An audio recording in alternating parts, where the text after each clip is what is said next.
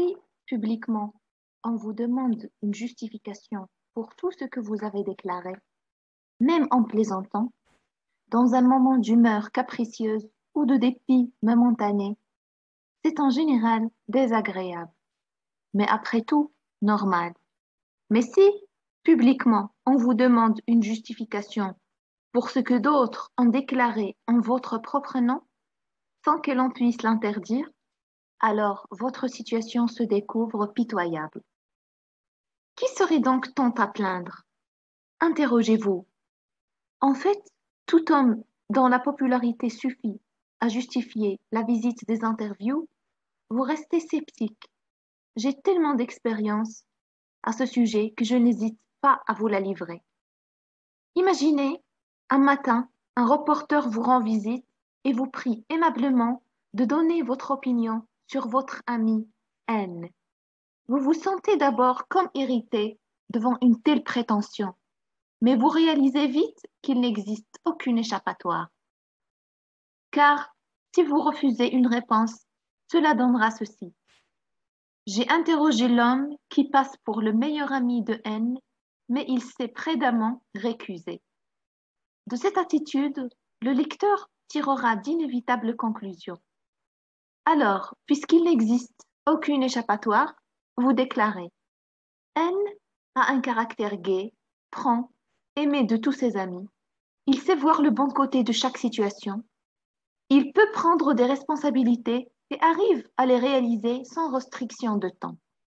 Son métier le passionne, mais il aime sa famille et donne à sa femme tout ce qu'il a. Cela donnera N ne prend rien trop au sérieux. Il possède le rare talent de se faire aimer par tous et il s'y ingénie par un comportement exubérant et flatteur. Mais il est tellement esclave de son métier qu'il ne peut réfléchir à des sujets personnels ou s'intéresser à des questions étrangères à sa recherche. Il gâte sa femme outre mesure, esclave abolique de ses désirs. Un véritable professionnel du reportage dirait même tout cela dans un style encore plus percutant. Mais pour vous et votre ami N, c'est hélas suffisant. Car le lendemain, dans le journal, N lit cela et d'autres phrases du même genre, et sa colère contre vous éclate, illimitée, malgré son caractère gai et franc. L'offense qu'on lui a faite vous bouleverse profondément, car vous aimez réellement votre ami. Eh bien, mon ami, que faites-vous dans cette situation? Si vous découvrez une méthode, je vous en supplie, communiquez-la moi pour que je puisse l'appliquer immédiatement.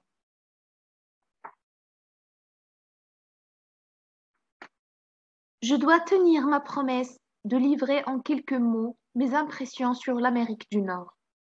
Ce n'est pas si simple, car il n'est jamais simple de juger un observateur impartial quand on a été accueilli avec autant d'affection et d'estime exagérée que moi en Amérique. Aussi une précision préalable. Le culte de la personnalité reste à mes yeux toujours injustifié. Certes, la nature répartit ses dons de façon très diverse entre ses enfants. Mais, Dieu merci, il existe un grand nombre d'enfants généreusement doués et la plupart mènent une vie paisible et sans histoire. Cela me semble donc injuste et même de mauvais goût de voir un petit nombre de gens encensés sans mesure et gratifiés en plus de force surhumaine d'intelligence et de caractère. Telle est ma destinée. Or, il existe un contraste grotesque entre les capacités et les pouvoirs que les hommes me reconnaissent et ce que je suis et ce que je peux. La conscience de cet état de choses fallacieux serait insupportable si une superbe contrepartie ne me consolait, car c'est un signe encourageant pour notre époque, jugée si matérialiste qu'elle transforme des hommes en héros, alors que les buts de ces héros s'annoncent exclusivement du domaine intellectuel et moral. Ceci trouve que la connaissance et la justice sont estimées par une simple partie de l'humanité supérieure à la fortune et à la puissance. Mes expériences m'ont même montré la prédominance de cette structure idéologique à un degré élevé dans cette Amérique accusée d'être si matérialiste. Après cette digression, je vais traiter mon sujet, mais je vous en prie, n'accordez pas à mes modestes remarques plus qu'elles ne valent. Ce qui provoque la première et la plus vite vive admiration chez un visiteur, c'est l'effarante supériorité technique et rationnelle de ce pays. Même les objets d'usage courant sont plus résistants et plus solides qu'en Europe, et les maisons tellement plus fonctionnelles. Tout y est calculé pour économiser le travail humain, car le prix du travail humain est élevé puisque le pays est plus peuplé par rapport aux ressources naturelles. Mais ce prix élevé de la main-d'œuvre humaine stimule et développe fabuleusement les moyens techniques et les méthodes de travail. Par contraste, on songe à l'Inde ou à la Chine, surpeuplée, où le prix dérisoire de la main-d'œuvre humaine a empêché le développement des moyens techniques. L'Europe occupe une position intermédiaire. Quand le machinisme se développe suffisamment, il se rentabilise et coûte moins que la main-d'œuvre humaine en Europe. Les fascistes devraient y réfléchir, car pour des raisons de politique à court terme, ils agissent pour accroître la densité et la population dans leurs patries respectives. En revanche, les États-Unis, plus réservés, se renferment sur eux-mêmes par un système de droits prohibitifs frappant les marchandises étrangères. Peut-on exiger d'un visiteur inoffensif qu'il se rende la tête? Peut-on réellement s'assurer que chaque question comporte une réponse intelligente? Deuxième surprise pour le visiteur, il observe cette attitude américaine heureuse et positive face à la vie sur les photographies. On remarque ce sourire des êtres, symbole d'une principale force des Américains. Il s'annonce aimable, conscient de sa valeur, optimiste et sans envie, alors que l'Européen estime les contacts avec les Américains innocents et agréables. En revanche, l'Européen montre de l'esprit critique, une conscience forte de lui, une absence de générosité et d'entraide. Il exige beaucoup de ses divertissements et ses lectures par rapport aux Américains, mais au bout du compte, il se révèle assez pessimiste. L'agrément de la vie, le confort tiennent une place importante aux États-Unis. On leur sacrifie de la fatigue, du souci et de la tranquillité. L'Américain vit davantage pour un but précis et pour l'avenir que l'Européen. La vie pour lui se présente comme un devenir, non comme un état. En ce sens, il est radicalement dissemblable du russe et de l'asiatique, plus encore que de l'européen. Mais il existe un autre domaine où l'américain ressemble plus à l'asiatique que l'européen. Il se reconnaît moins strictement égotiste que l'européen, envisagé psychologiquement et non économiquement. On déclare plus nous que je. Bien sûr, il en résulte que l'usage et la convention occupent une place essentielle, que l'idéal de vie des individus et leur attitude morale et esthétique apparaissent plus conformistes qu'en Europe. Ce fait explique en grande partie la supériorité économique américaine sur l'Europe. En effet, plus rapidement, plus aisément qu'en Europe, s'organise le travail, sa répartition, son efficacité à l'usine, à l'université ou même dans un institut privé de bienfaisance. Cette attitude sociale provient peut-être partiellement de l'influence anglaise. Violent contraste enfin avec les comportements européens. La zone d'influence de l'État reste relativement faible. L'Européen admire que le télégraphe, le téléphone, le chemin de fer, l'école appartiennent en majorité à des sociétés privées. Nous l'avons expliqué plus haut. Cette attitude plus sociale de l'individu le permet. De plus, la répartition fondamentalement inégale des biens ne provoque pas des inégalités insupportables, toujours pour la même raison. Le sentiment de responsabilité sociale des riches se dévoile plus vivace ici qu'en Europe.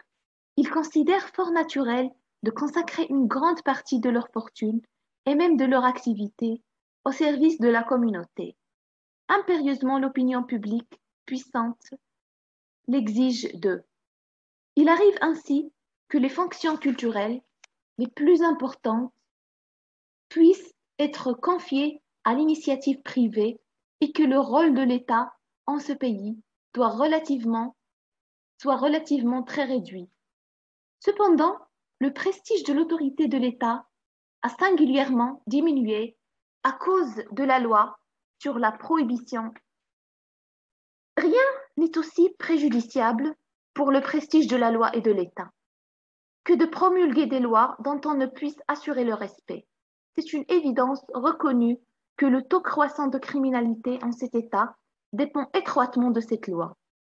Sous un autre aspect, la prohibition contribue selon moi au dépérissement de l'État. Le bistrot offrait un endroit où les hommes ont l'occasion d'échanger leurs idées et leurs opinions sur les affaires publiques. Une telle opportunité disparaît ici.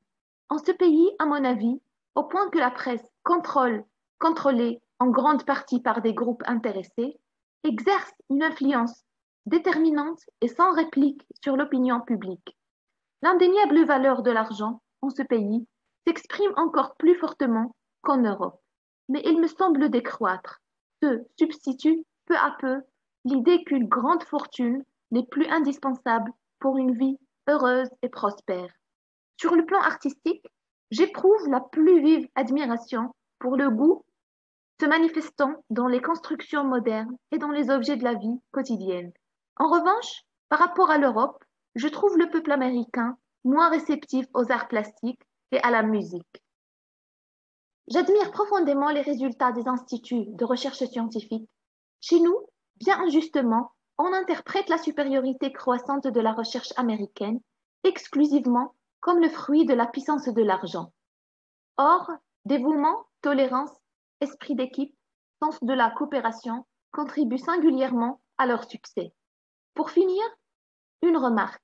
Les États-Unis, aujourd'hui, représentent la force mondiale techniquement la plus avancée. Leur influence sur l'organisation des relations internationales n'est même plus mesurable. Mais la Grande Amérique et ses habitants n'ont pas encore manifesté jusqu'à présent un profond intérêt pour les grands problèmes internationaux et surtout pour celui terriblement actuel du désarmement. Ceci doit changer dans l'intérêt même des Américains. La dernière guerre a prouvé qu'il n'y a plus de continent isolé, mais que les destins de tous les peuples sont aujourd'hui étroitement imbriqués. Ainsi, donc, il faudrait que ce peuple se persuade que chacun de ses habitants porte une grande responsabilité dans le domaine de la politique internationale. Ce pays ne doit pas se résigner à la fonction d'observateur inactif. Ce rôle, à la longue, apparaîtrait néfaste pour tous.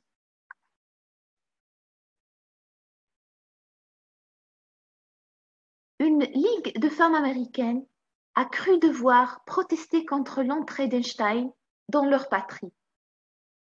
Elle a reçu la réponse suivante. Jamais je n'ai trouvé de la part du beau sexe réaction aussi énergique contre une tentative d'approche. Si par hasard ce fut le cas, jamais en une seule fois tant de femmes ne m'ont repoussé. N'ont-elles pas raison, ces citoyennes vigilantes? Doit-on accueillir un homme qui dévore les capitalistes endurcis avec le même appétit et la même volupté que, jadis, le Minotaure crétois dévorait les délicates vierges grecques, et qui de plus se révèle si balourd qu'il récuse toute guerre, à l'exception de l'inévitable conflit avec sa propre épouse? Écoutez donc, vos femmes avisées et patriotes, rappelez-vous aussi que le Capitole de la puissance Rome, jadis, a été sauvé par le caquetage de ses oies fidèles.